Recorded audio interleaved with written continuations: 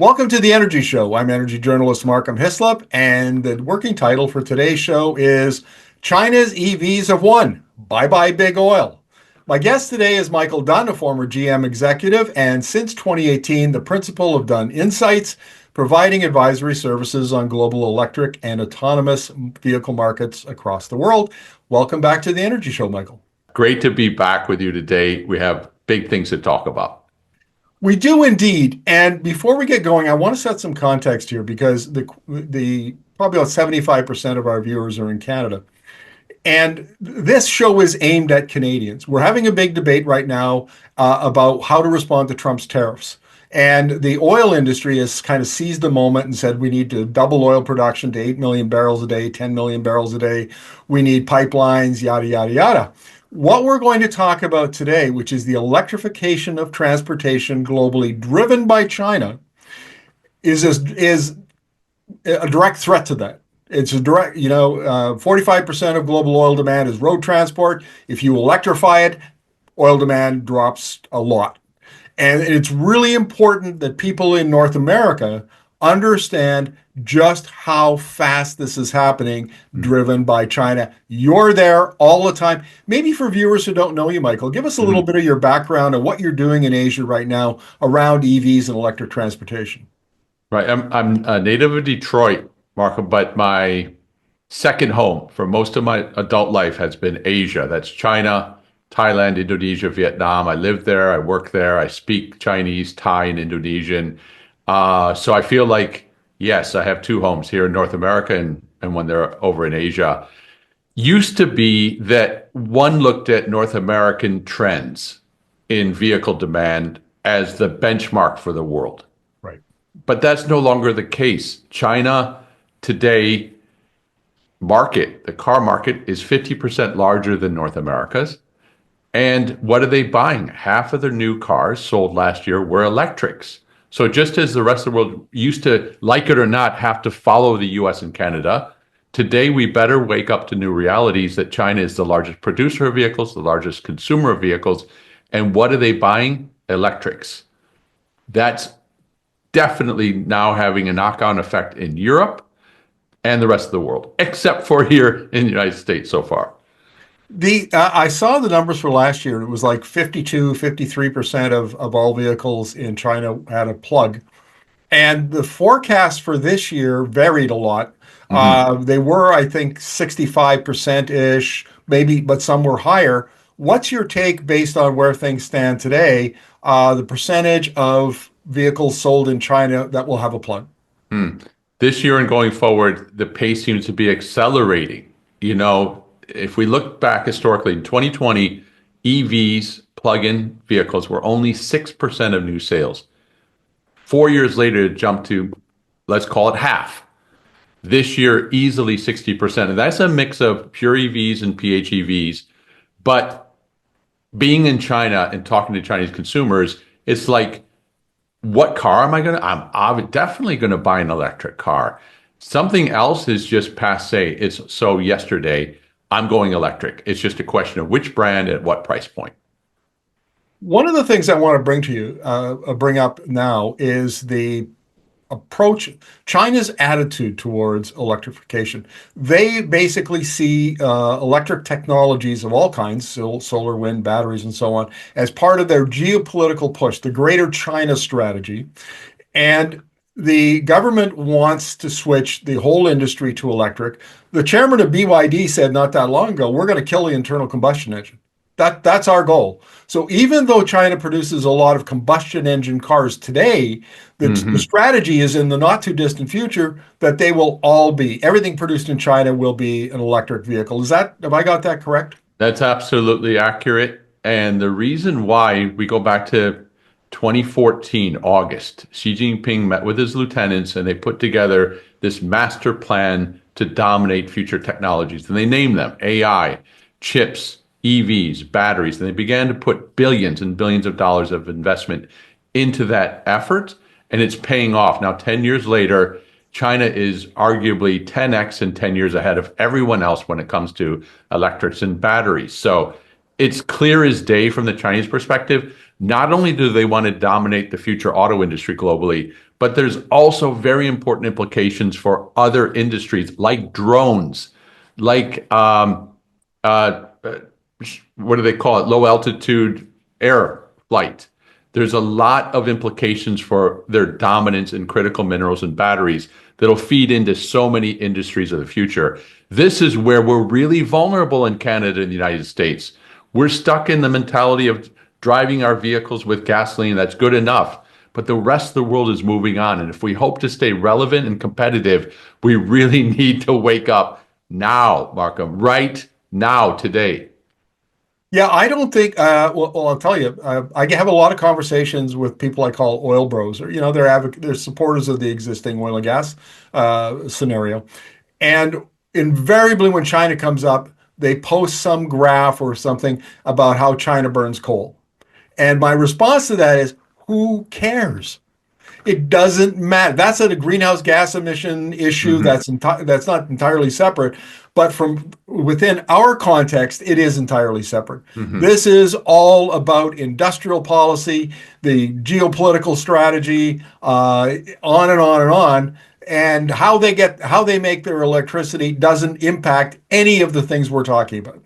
Absolutely. It's one of those selective, charts. Let's trot out the coal burning, EVs. But at the same time, they don't mention the fact that China's also leading in renewables, Yes. wind and solar and hydro.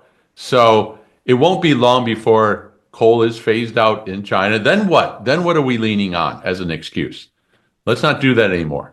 Yeah, well, 10 years from now, there won't be a need for any excuses because China's dominance in these areas will be so obvious. Let's talk about exports because China is now shipping out. Last year, they shipped out about 6 million vehicles to 100 plus markets, the world's largest car exporter.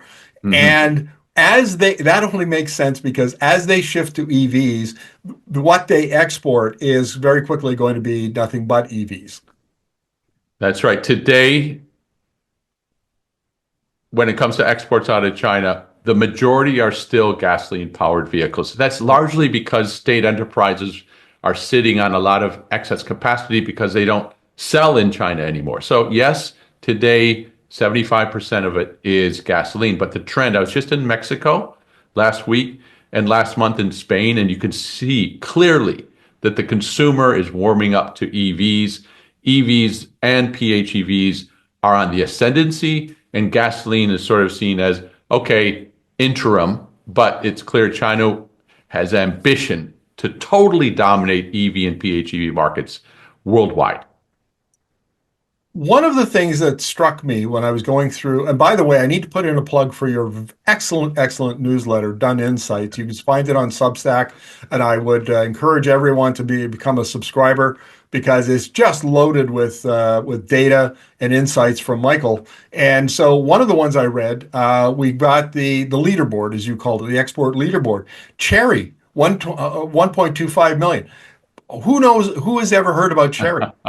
SAIC, a state-owned company, 1.1 million. Shangan, 620. I had never even heard of this company. And BYD, which is the one I have. I mean, we talk about that all the time. And same with Geely, and they're only at 500,000. So the export charge is actually being led by companies that most of us aren't even familiar with. I've never heard of. I joke with my friends in China. So Chang'an in Chinese means everlasting peace. So hey, pretty nice looking everlasting peace you're driving around in these days. So yeah, it doesn't translate, but it does translate because China today is manufacturing vehicles of all powertrains and in an extremely efficient manner and being able to export it and offer prices to people in places like Mexico, Thailand, Indonesia, Middle East, UAE, Israel, South Africa at irresistible price points. And this is just building quarter after quarter. Let's talk about that because, again, you mentioned that the average Chinese EV costs $19,000 US. And the last I heard, the average US vehicle was like $52,000. Right. And, because people say, well, how are they going to get into the global south? How do they get into these markets? Wow. If they're half the price or a third of the price, that's how they're going to do it. Absolutely. And I lived for many years in Southeast Asia, Thailand, Indonesia, and for forever, since the 80s, it's been Fortress Japan. The Koreans tried to crack the market. So did the Americans, the Germans. No one could get in there. It was 95% Toyota, Honda, Mitsubishi, Nissan, the usual suspects. Suddenly, the Chinese are coming in there now and putting a serious hurt on the Japanese, and it's a shock. The Japanese automakers can't believe their eyes. What's coming out of China at these price points? How can it be sustained? It's amazing, and not low cost, cheap and cheerful. These are very impressive vehicles, high quality, long range, with the technical interfaces as the screens and the over there updates. So they're taking chunks of market share from the legacy automakers at a rate that's got everybody sort of stunned right now. This is one thing that again, the West doesn't understand is the extent to which China has taken the technology lead here, and superior software, which the West just hasn't. I mean, look at VW and GM, their Hmm. problems with software, and then it's the quality of the construction. You go into a Chinese factory and it's all automated. It's all robots doing everything, and it's just precision. And the products that come out the other end of that factory are as good or sometimes a lot better than what we're producing in the legacy automakers are producing. But they're also the structural advantages of you as you call them that Hmm. really caught my attention. Scale and speed in manufacturing, deep domestic supply chains, extensive subsidies and policy support, state-owned firms that play in different areas. All Hmm. of that and advanced technologies from other sectors. You mentioned this. The advances in one sector, it's symbiotic. They affect other sectors, including electric vehicles. How will the legacy automakers ever overcome those structural advantages? It's going to be really, really tough. It's not a coincidence, Markham, that Tesla today manufactures half of the vehicles that Tesla produces today are built in China. Why? Because Elon sees, oh, you can't beat China when it comes to supply chains and technology and efficiency and speed and scale. It's like if a Martian came down to planet Earth tomorrow and said, I want to start a new car company. Where should I manufacture? Instantly, the answer would be this place called China. So, Right. one thing to build on there, just as the North America has Tesla, China has what I call the techno gang of five. They have five new companies coming up to watch, and I'll name them shortly. But the key thing to recall is that these five companies are all founded by billionaires who made their money in the tech sector. And like Elon Musk say, oh, the car is actually a gadget, a sophisticated gadget on wheels. We know that business of technology. We'll just bring that over to the car business. So the names to know: Neo, Xpeng, Li Auto, Xiaomi, and Huawei. Xiaomi in particular is really exciting, second largest smartphone maker in the world. Again, most people in North America never heard of it. It means little rice in Chinese. So you're like, okay, little rice, that's my next car. Phenomenal product, empowered by this great technology. So it's not just low cost, Marco. It's they've got the batteries and they've got the software. Indeed. Let's talk about where this is all going for the Western Mhm. companies because the uh, I've interviewed other experts, people like Kingsmill Bond, over at Ember, and they say, yeah, China's got a big lead, but it's a long race. And Mhm. China's got a big lead right now, but the race is on for 10, 20, 30 years. And give Ford, give GM, give VW and Honda and Toyota a chance, and they will eventually catch up because they have structural advantages of their own, manufacturing quality and yada yada. I'm not as confident anymore. If you'd asked me a year ago, I would have said, yeah, Mhm. I agree with that. Mhm. Boy, China is the lead just keeps getting wider and wider. They talk about this thing called China's speed. And so, for example, at BYD, they looked at why is BYD so efficient? How can they get to such low cost? And what they found was that they have multiple teams working on a specific aspect of the next generation vehicle, say the motors that power the wheels, and three teams at the same time attacking one challenge, engineering or design challenge. And because three different teams are working on it, they can move so much more quickly. And it makes the processes used by us here in the West look archaic, old, ancient. So this is just one example of how China's speed. When they are quicker, they save on overall cost of paying those people, overall cost of time to market, overall cost of loans to get the new product out. So it's not like Japan or Korea before. This Right. challenge coming at us is, as Jim Farley has said from Ford, it's genuinely existential. Now, when we sit here in North America, we think, look out the door. I'm in San Diego today. The sun is shining. There's garden, blue skies. What existential? I don't see any Chinese cars here. What's the big deal? Mark my words. It's like the days before Pearl Harbor or the days before Sputnik was launched by. We're going to be blindsided. So the sooner we can get aware of the challenge coming out of China, the size of it, the speed, the ambition, the better. I want to make a point here because I get accused all the time of being big, Alarmist. well, not Uh, an alarmist, a uh, cheerleader for China. I You know, see. I see. it's one of the ways to sort of blunt my argument and your Uh-huh. argument as well. But that's not the point at all.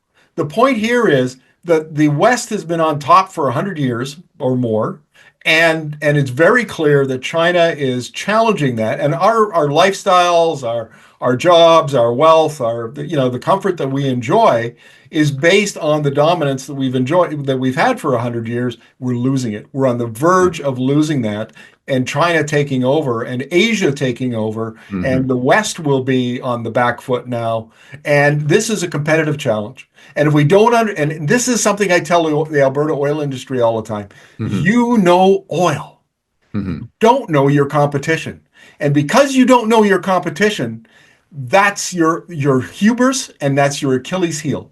And they will come for you, and they are coming for you. And I would say that the attitude in Alberta is widespread throughout North America, Mm. How do they respond to you when you say that? dismissively. Mm. It's hubris, man. I mean, they are so used to being masters of the universe that they can't imagine not being masters of the universe, and they're very dismissive and skeptical about China in particular. Skeptical in the sense partly because they probably walk outside and they say, where are the Chinese cars? If they were really that good, they'd be on our streets. But there's a I, backstory there. There's tariffs that are blocking them today. Otherwise, they'd probably be all over the place. Years ago, I interviewed a fellow named Dave Collier, who was president then of the Canadian Association of Petroleum Producers, ran Shell Canada for years, engineer, oil and gas engineer. And he said, in Alberta, we have something that I call the Alberta lens, so that everything that happens in the world gets Mm. viewed through this Alberta lens. Well, does it work in Alberta? Will it work in 30 Mm. below? Will it work in this condition? Will it work in that condition? Well, if it won't work in Alberta, a province of 5 million people, then in Mhm. our opinion, it won't work anywhere else. And I would argue that that is actually kind of a common attitude throughout North America, right? Absolutely. We tend to absolutely see, and the Trump administration does this better than anyone else. It's like all roads lead to America forever. No, no. It's called competition. And let's be honest, China has as its ambition, Xi Jinping has said so, it's time for China to take center stage. That means not the United States, not North America. So I understand people in the auto industry or in the oil industry who say, well, we've seen this show before because the Japanese came in at low cost. So did the Koreans after them, but we handled them. We managed that. This is an order of magnitude entirely different from anything we've seen before. And when the CEO from Toyota goes back to Japan after visiting BYD and says, "Uh-oh, we're in trouble." I mean, for Toyota, someone from Toyota to say that, hello, that's serious. That means, and for Jim Farley, he's on record. It's existential. So the people who have gone and seen the products understand China's ambition, its tenacity, And the other thing going on, just reality check, China has enough capacity to supply half the world's demand for vehicles. Yeah. Yeah, half. They've got basically 15 million units of overhang just looking for markets globally. That's not going to stay in China, whether we like it or not. It's coming. So, what are we doing today to get prepared to get competitive? I came across some information in one of your columns about how BYD can build cars 25 to 30% cheaper than rivals. Now, Hmm. where that plays is in the global south. And one of the reasons that fascinates me is because I read oil demand modeling, right? OPEC, IEA, all of Hmm. those, because it's their assumptions, not the math, not the modeling, it's their assumptions behind the modeling that fascinates me. And one of OPEC's assumptions is that the global north will electrify, oil demand will decline between now and 2050, but the global south, where all of these emerging economies are and where people are becoming more middle class, they want vehicles, will remain internal combustion engine Hmm. vehicles, and oil demand will grow rapidly in the global south.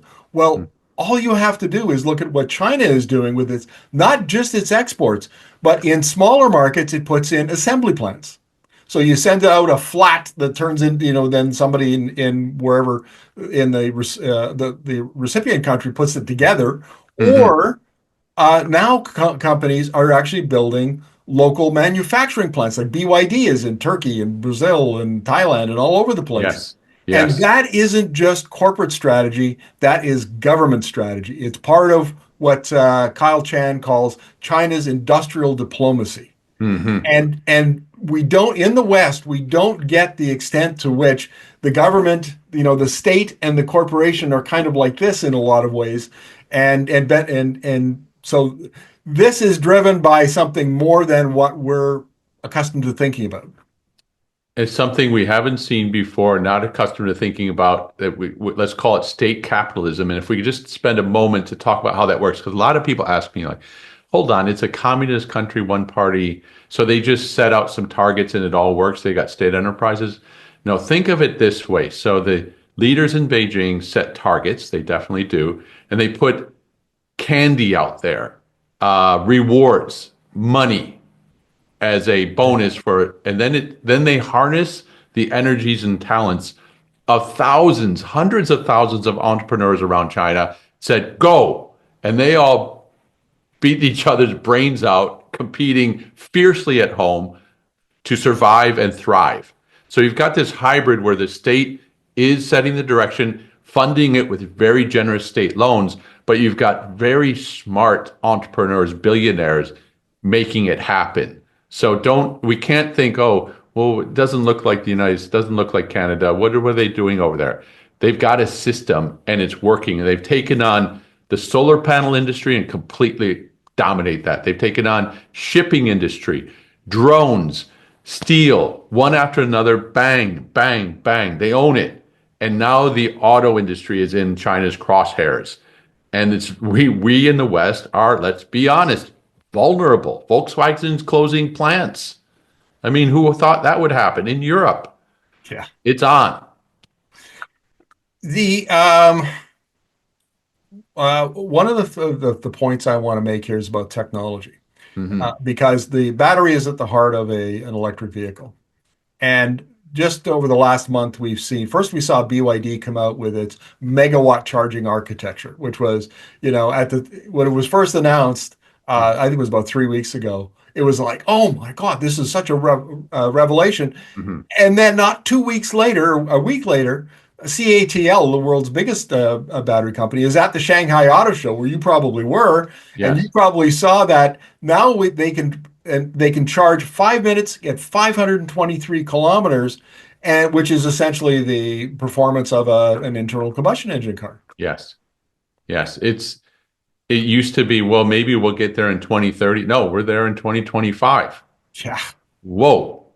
And because there's such intensive competition inside China, it isn't as if they're working incrementally. They're all racing against each other for survival purposes. And this is what causes them to keep well ahead of us. So Like if you think about China's dominance in batteries, 70% of batteries made worldwide are in China. Practically 90% of the processing for battery materials goes through China. What would it be akin to? It'd be like take all the superstar hockey players for the last 50 years in Canada, put them on one team, and then every other team has second or third stringers who come out. Okay, what are we going to do about these guys now? How do we possibly take them on? That's what we're looking at. And this is one of the reasons why we see tariffs. Tariffs are sort of like, time out. That other team looks like monstrous. What are we going to do about it? Tariffs are not the long term solution, but short term, kind of like, ooh, before we get run over by this team, let's get our act together. That's funny you should use a hockey analogy because I'm old enough to remember the late 60s, early 70s when Canada was the dominant hockey. I mean, Uh-huh. we won everything and all Ah. our players were in the NHL and then 72 we played the Russians in an 8 game the Summit series. Canadians know all about this history. And we got spanked. For the first few games, we got spanked. We finally pulled it out in the last game with a dramatic goal, and it opened our eyes. And we said, "Whoa, Europe has advanced beyond us in terms of their training, their Mm. fitness, their skill level, and Canadians have caught up." So the game changed over the last 50 years because we were challenged and lost our dominance in the same way that the Western automakers have lost their dominance. Will they respond? That's the question. And you just mentioned tariffs. So when Biden put those on a year ago, and then we Mhm. followed suit in Canada in September with 100% tariffs, the goal, it wasn't stated explicitly that this was like limited time. You got to Mhm. get your act together. You got to make the investments. You have to produce, competitive economic cars that are, have a high tech, yada, yada, all that kind of stuff. It was kind of felt like sheltering in a way. That's my take on it. Would you agree? Hunkering down, sheltering, buying time.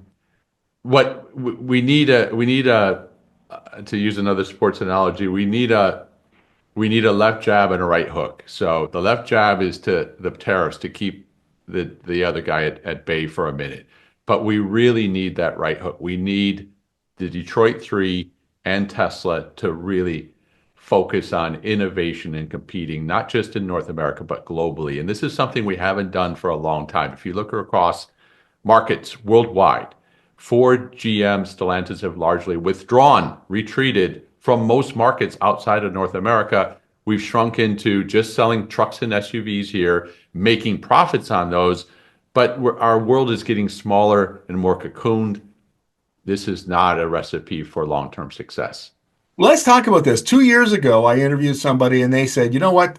Tesla has got a 2 year lead in technology on all of the companies, including Chinese companies. Hmm. And that clearly has evaporated. Hmm. The Chinese companies have caught the Tesla. But it's astonishing how Elon Musk has destroyed the Tesla brand in a Hmm. very short period of time. What's your take on that? Boy, been painful. I drive Tesla and I own Tesla shares, and I have immense admiration for what he has accomplished, not just with Tesla, but with SpaceX and Starlink and Neuralink. Unbelievable when you think about from a technology perspective. And yet he's gone out and really, really turned off a lot of people worldwide. And my friends in Europe, my friends in Canada tell me, no, I don't want, I've lost all flavor. I just don't want to have a Tesla anymore. And it's gone way beyond my expectations. Hopefully, we're seeing the signs of him return to less abnormalcy or a little bit more normalcy, taking the reins, hopefully, again, once more at Tesla. And hopefully, things will be forgiven and forgotten. But no question about it, serious brand damage, in particular in Europe. The numbers are just falling off the cliff there. Yeah, For 50, 60%. It's crazy. shocking. But Shocking. here's the question that I'm leading up to, and that is if the West is going to compete with China ever, it needs a technology champion. And that technology champion is at this point undoubtedly Tesla. So Yes. while we may not really dislike Elon Musk for his politics, and he's being punished for that in the Mhm. marketplace right now, long term, it looks. I mean, I would argue that the West needs Tesla to be successful because that is our technology leadership. A And thousand percent agree. A thousand percent. I mean, imagine a world in which we don't have Tesla and we're here in North America. We say, well, we're relying on Ford, GM, and Stellantis for the future. No, no, no, that's not a good bet. They haven't, it's been how many years since they went bankrupt, Markham? And how have they changed? How have they transformed? yeah, yeah, pick a company. But Uh-huh. hey, let's talk about that for a minute because GM, I give GM credit. Mary Barra, I mean, she's given it the old college try. They've got the Mhm. Ultium battery, they've got the chassis. They brought out the Equinox last year at $35,000, which is an Mhm. affordable price point in the U.S. Yes. What's your take on Ford and GM's ability to innovate and catch up so they are competitive? At the top, the leadership, Mary Barra, Jim Farley, they understand the challenge and they're all for making that transformation happen. And GM in particular in recent months has come up with much more compelling products. They've got their batteries in line now. So it's in a good direction with GM. My fear overall is that the pace of change is too slow. Right. So having worked inside GM, you might come up with new ideas, but you right away hit a wall of, well, we've always done it this way, and our bread and butter is trucks and SUVs. And oh, by the way, can't you see the profitability that we're making there? Why do we want to go in this new direction? So there's this friction there, even though the leadership knows we want to head there. Will the pace of change be quick enough? That's my lingering concern. I have to tell you, Professor Clay Christensen from the Harvard Business Review wrote a famous book about innovation in 1997. And Mhm. what did he say? He said that there are disruptive innovations, and you can the whole bunch of them in the auto space now around EVs. And he said what always happens is the incumbent firms will look at the innovation and they'll go, "There's not enough profit in that for Not us. enough profit. We will stick with what we do because that's what our customers want and that's what they'll pay and then we'll make revenue and profit for our investors. And then the challenger then comes up with superior technology, takes their market share away, and companies you thought would last forever are bankrupt and out of uh, Netflix and Blockbuster are the classic metaphor Yes. for this process. And what Christensen said almost 30 years ago, Mhm. GM and Ford are living today, I would argue. Living it today. And if you're a bettor in Las Vegas, you'd say, wow, the odds are very strong that they're going down to the same path. And maybe some days I wake up and think, maybe Ford, GM, and Stellantis should just accept that as their fate. Yes, this is what we do. We make large gasoline powered trucks and SUVs profitably. We'll do that for the next 15 years. Then we'll go out of business. That's okay. That's what we're going to do because we're unable to do this and make the transformation. Somebody else is going to come along and eat our lunch. A Tesla, a Rivian, a Lucid, or an Amazon, or what's the latest one? Slate. I feel as though the future for North America is coming out of technology, not out. I'm a Detroiter. It's hard to conceive of it coming out of Detroit, at least right now. Hard to make that transformation happen. Now, for the viewers who mostly will be from North America, let's try to give them a little bit of good news, Michael. Uh, Give me three reasons why you think that the legacy automakers in North America might be able to make the pivot and produce competitive electric vehicles. First thing would be that they do have a enormous wealth of smart engineers who know what they're doing.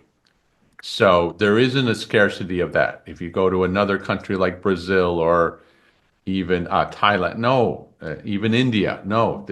And you go to Detroit, phenomenal resources in terms of capabilities and smarts. So that's one thing to be very optimistic about. The second one would be we are home to, in North America, still the most lucrative car markets in the world with scale. So, hey, Spain would like to build its own world-class competitive industry. It can't because it's smaller. It doesn't have those resources. So we have the scale, we have the intellectual capabilities, and then thirdly, we have a track record of knowing how to win. So it hasn't been all bad news. You know, the Detroit Three flourished for a long time. So we know how to win. We have the resources, and we happen to be in the world's most lucrative market. Those are all big pluses. I think the missing element is a sense of urgency to make this shift. There's an acknowledgement, yeah, electrics are the future, but and then it drifts off. No, we need to move as if our life depended on it. Let me give you a couple of other issues here that I think are relevant. One is the United States, even though China is challenging it for technical innovation, is Mhm. still their innovation ecosystem is still the best in the world. And when the Yes. Americans put their minds to it, they can, it's like a Manhattan Project or, Yes. the response to Sputnik, they can do it. And so Hmm. if this becomes, as you say, everybody wakes up and goes, "Oh my God, we're being challenged. We have to compete with Hmm. with China." They have the institutions and the infrastructure around that innovation ecosystem to do it. The other thing is, uh, there's a history of industrial policy in the United States that there isn't in a lot of other countries. Hmm. Much of it Hmm. has gone through the military, DARPA, ARPA, IRPA, there's all kinds of programs like Great that. point. Yes. Yeah. And Hmm. then Inflation Reduction Act was Hmm. clearly in the CHIPS Act and the Infrastructure Act, all were there. So there's an acceptance of using those policy tools when you need to do something quickly. Hmm. And then I would add that the U.S. Has allies. Hmm. If Trump doesn't, Very important. if Very important. Trump doesn't annoy Canada so much that it picks up its ball and goes home, Uh-huh. Bloomberg NEF says that Canada has the most critical mineral potential of any country in the world. And we could set up here in Canada, not only mine the critical minerals, but Mm. smelt them and turn them into battery metals and supply the North American industry if there was the will and the policy and the capital available to do it. So there are six things right there where there's hope, there's optimism and hope for the future if we get our act together. If we get our act together, I love that point about, if we thought about if the Trump administration handled things differently and, for example, woke up tomorrow and said, "Hey, Canada, hey, Mr. Canada, hey, Mr. Mexico, let's have a vision of a commonwealth and call it whatever name you want to call it, but we're brothers forever, tightly intertwined. Canada brings enormous wealth in terms of resources that you just talked about. Mexico brings, of course, labor, and they work hard there. And then the United States, the dynamism with regards to innovation and technology and finance. That would be a powerful, powerful um, force to reckon with in the world. So, absolutely agree with you on that. Michael, I want to make this point. We already have it. It's called the Ah, Canada US Mexico Agreement on trade. yes, yes. And it was first negotiated because I was around there. It was when I voted in the election. It was in 1988. Reagan and Brian Mulroney in Canada negotiated the first free trade agreement, and almost 40 years ago, that laid the foundation for that. We have now this CUSMA or USMCA, depending on your point of view. We Hmm. have the institutional framework, the policy framework, the treaty framework Hmm. within which to work. If we would just stop sniping at it Hmm. and trying to renegotiate it and fight over it all the time, Donald Trump, uh, we have the vehicle to do exactly the thing that you just said. It seems to be, and this is speculation, having spent recent weeks in DC, that the end game is to emerge a bigger, stronger, more fit USMCA, or combination of the three countries. In the short term, what's going on? One person I talked to in DC said, short term, Donald Trump is just shoves everybody in the world, shoves everyone equally Why? To raise awareness. This is a huge issue and no one's going to be spared. Hopefully, we move into a second phase where there's reconciliation among strong friends and allies, and we present China with a united front. We need to be competitive. Let's just do the numbers. China builds 50% more vehicles than we do. Across the board, it outsizes everyone else in scale. We need to be united as allies. Then this is the thing that China fears the most. If Oh, North America, Europe, Japan, Korea can get together, all of a sudden China's on an island and the script is flipped. gotcha, gotcha. Mhm. Well, you know what? Here's some context for you. Yesterday, newly elected Prime Minister Mark Carney met with Donald Trump in the Oval Office. It was Mhm. big deal. Cameras and everybody, all the news organizations Mhm. were there. And whereas in the past Trump has talked about Canada becoming the 51st state, and yeah, Mhm. all the harm he's going to do to us, the tone in this one was decidedly it had been brought down. And in fact, there was a commitment on both sides to begin yesterday over lunch to Mhm. begin to renegotiate the USMCA.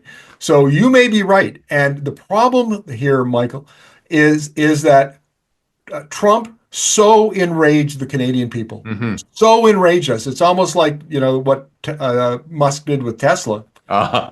that Carney, who is one of the foremost economists in the world, said, "You know what? Our deepening integration with you is done. Uh-huh. We're going to re-engineer our economy away from you because we don't like you and we're angry at you." That's bad strategy. That's just Uh-huh. bad. Now, can it be rescued? Maybe it can, maybe it can't, but we didn't get off on a good footing. Cle- Clearly angered, pissed off, and rightfully so. If I'm on the other side, yeah. Oh, who the hell are you? What are you talking about? Yeah. Hopefully, and I would make this as put this out to our listeners today. Hopefully, let's look beyond. Let's think about post World War II. You were talking about, I don't know, 75 years or so of continuity and strength and allied understand with shared values. Okay, one guy comes along. Hopefully, in 100 days, he doesn't destroy it. I guess it could happen, but hopefully, we are able to see the other side of this and remember that there's a lot of history and a lot of good things that came out of our relationship, and we're better off, much better off together than we are separate. No question about that. One other thing to mention, because I was just Michael, if I could just yeah, interrupt you, I yeah, very rarely interrupt guests, but I want to make this point. yeah, yeah. What you just outlined is a message. Like you're in Washington all the time. You're talking to decision makers and Hmm. folks behind the scenes. Give them that message. Hmm. Give them that message because they need to hear it. They need to hear it. I think the wild card with USMCA is Mexico, having just been there. Couple on a couple fronts. One, of Yeah. course, is the terrible, terrible case of fentanyl coming from China through Mexico up in the United States. People can say, "Oh, that's Americans' problem because you're the demand," but no. If Mexico and China wanted to get that under control, they could and they should. So far, that hasn't been the case. Secondly, Mexico did not follow suit with regards to tariffs on imports from China. So imports from China now account for 1/3 of new car sales in Mexico at a time when Mexico is trying to, in theory at least, build its own automotive industry. So if I'm the United States, I'm looking at Mexico going, I need to know for sure that you're with us and not trying to play both sides. Right. Um, that needs to be straightened out. Very important. Otherwise, you have a coalition or you have a unity, but we have this backdoor play. This isn't good. That needs Yeah. attention. Yeah. Sure. I would agree with that. You can't have an asymmetrical relationship like that. Hmm. You need everybody pulling in the same direction, pulling together. Michael, this Could has I been a could I ask fascinating. you a question, Markham? Yeah. Back Fire to away. yeah, you talked about the DC folks in DC. What's your feeling about Canadians' willingness or readiness to go see beyond, say, for example, the person of Donald Trump and go, okay, there's more to America than Donald Trump? Or do you feel as though something snapped and Canada goes, no, we're done with the U.S.? If you'd asked me that question 2 weeks ago, I would have said something snapped and we're done. Uh-huh. And not because people like me say it, but because Mark Carney became prime minister Mhm. in March, and then we had an election. Now he's prime minister again. So all the time that since he's been prime minister, he has said something snapped. He Mm. has said, we're going to try a new strategy where instead of being integrated north and south, we're going to be more east and west, and then we're going to export off our coasts to Europe and Asia, and we're going to reorient our company. Yeah, we'll still trade with the Americans as much as we can, but the relationship has forever changed. So Mm. it's the leadership within Canada. If they follow Carney's lead, it's the leadership in Canada that will determine whether or not something really snapped, or maybe this was just a big bump in the road, and we can get over it. That's yet to be determined. It's in play, huh? Up in the air. That's stunning, and I think more Americans need to be aware of just how much damage has occurred. Your example of Elon Musk and the sales of Tesla in Europe. Talking to my friends, they literally they said, no, Tesla is over. No question, it's over in Europe. Over in oh, they've got a plant in Berlin. They've been selling well markets across Europe, and suddenly it's not. That's a shock. So hopefully, selfishly, I hope that's not the case. But we're into a new era, and anything can happen. Michael, Americans don't understand how angry Canadians are at being treated the way we were Mm-hmm. treated. Mm-hmm. So if you have a chance to Okay. communicate that message, where to Next time important I leaders, see please do. President Trump, I'll I'll pull him aside and say, "Hey, buddy, Next time you're having lunch with them, mention it yeah, over dessert. probably don't want to say that kind of thing." He has. I don't know what it is. It's like what do they call it? Tourette syndrome. He you can hear him talk logically about something for a few minutes, and then he just throws a bomb in there, and he goes, "What did you just say? That is completely unnecessary, terrible thing to say." But he can't help himself. He's going to say it anyway, and I don't even know if he believes it. So the other day he was with Prime Minister Carney, and he said they asked, "What concessions are you looking for from Canada?" What does he say? He goes, "I'm looking for friendship." What? Hold on. Okay, wait a second. We are living in a simulation. What is going on here? What does Yeah, he really believe? Now yeah, I you're have looking for friendship from your oldest friends. who's the comedian Bill Maher, I think it is, quite popular here in the States. And I was encouraged that he, through introduction, went to see President Trump a few weeks ago. He's been highly critical of Trump since the election. And somebody in between said, "You guys should spend an afternoon together." He then did another show and he goes, "I'm here to tell you that after spending several hours with him and engaged in one on one, I am impressed and comfortable with Donald Trump." And his audience, like, "What?" He goes, "I understand. I understand." And then he said, "What I saw was there's a Donald Trump that's out there doing political things and getting attention. Then there's the one on one Donald Trump. And you go, oh, actually, this guy's okay." So, to the extent to which that's helpful, I thought it was encouraging that a guy who's a heavy critic of Trump spent time with him and changed his mind. That there may be more than meets the eye here. Maybe his his secret superpower is to get everybody on edge and unsettled. Yes. Where he falls down is I don't see him having the vision. How do we build things from here? And he may just not have that capability. Maybe people around him do that, but um, hopefully, my message would be to the world, I hope that don't take him at face value. There may be something behind it that's more palatable. Right. My message for Americans is you've done a lot of damage, or Trump has done a lot of damage to the Uh-huh. relationship. And I was on PBS show, the White House Chronicle, with Llewellyn King and Adam Clayton Powell III about a month ago, and they asked me about this. We were talking specifically about this, and I said, "This is like a marriage where one spouse cheats on the other spouse, Uh-huh. and it's a sense of betrayal, and it's very deeply felt."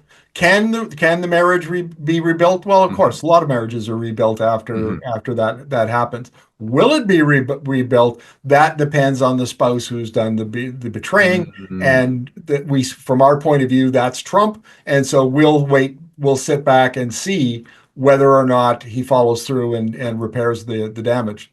That's kind of where we're at. What about Tesla in Canada? What's the reputation of Tesla and how do people feel about Tesla? I'm Just like curious. in Europe. Is it? Oh, we Just I think we call them wank panzers. and specifically, I'm just curious with regards to. So I understand why people would be angry with President Trump. What about Elon Musk? What in Canada specifically are they? And I probably missed it, but what did he say or do that would put so many Canadians Okay, off? here's something to understand. Yeah. In Canada, we generally think of ourselves as 70% of us are in the middle, Uh, 15% are on the far right, 15% are on the far left. And when you're in the middle, you can kind of go a little right, a little left, uh, depending on what the issue is. What we really dislike are the extremes.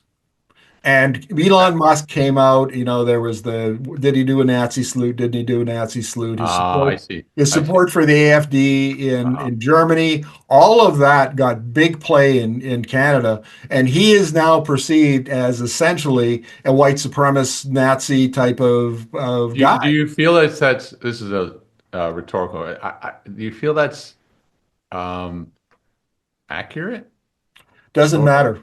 Doesn't It's matter. perception that matters, Okay. and he's really damaged the conception of his image. He's Okay. damaged his image in the eyes of Canadians. Not all I don't Canadians. want to sound conspiratorial, but is it possible that the left-leaning media really played that up? Because if you look at his class of work, if you just take his body of work overall, how he spends his time and the things, the contributions he made, whether it's SpaceX or Tesla or Neuralink, or, people who are able to do things they weren't able to do before, or Starlink for national defense purposes across the board, you go, damn, he's spending 90% of his time doing that. He's also talking in crazy ways, but it does feel a little bit to me when I read the news like there's an accentuation of that and a diminishment of all of his other accomplishments. So, Well, uh, I think the key phrase here is left-leaning media because in uh, Canada,